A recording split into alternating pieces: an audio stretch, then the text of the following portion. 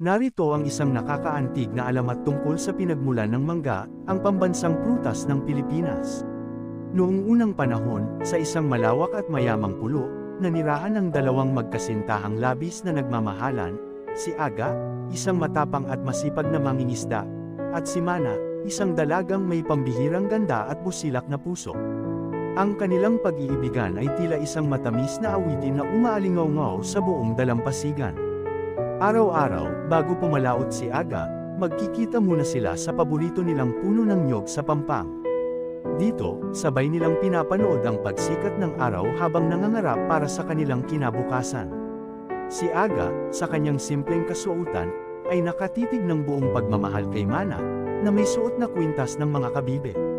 Ang banayad na liwanag ng bukang liwayway ay bumabalot sa kanila, nagbibigay diin sa katahimikan at ganda ng kanilang paligid.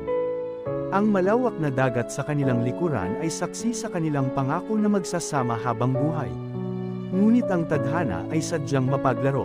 Isang araw, isang malakas na bagyo ang nagbabadya.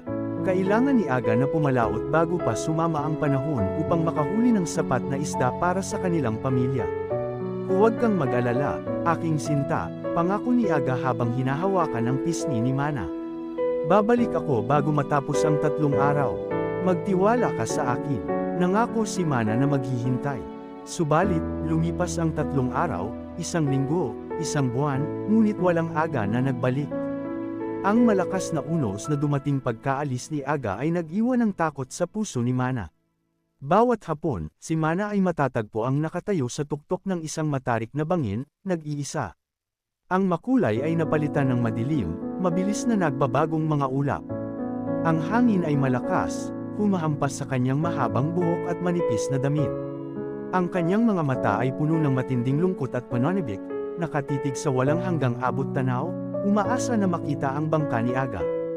Ang mga taon ay lumipas, ngunit hindi kumupas ang pag-ibig at pag-asa ni Mana. Ang kanyang matinding kalungkutan ay unti-unting kumuha sa kanyang lakas.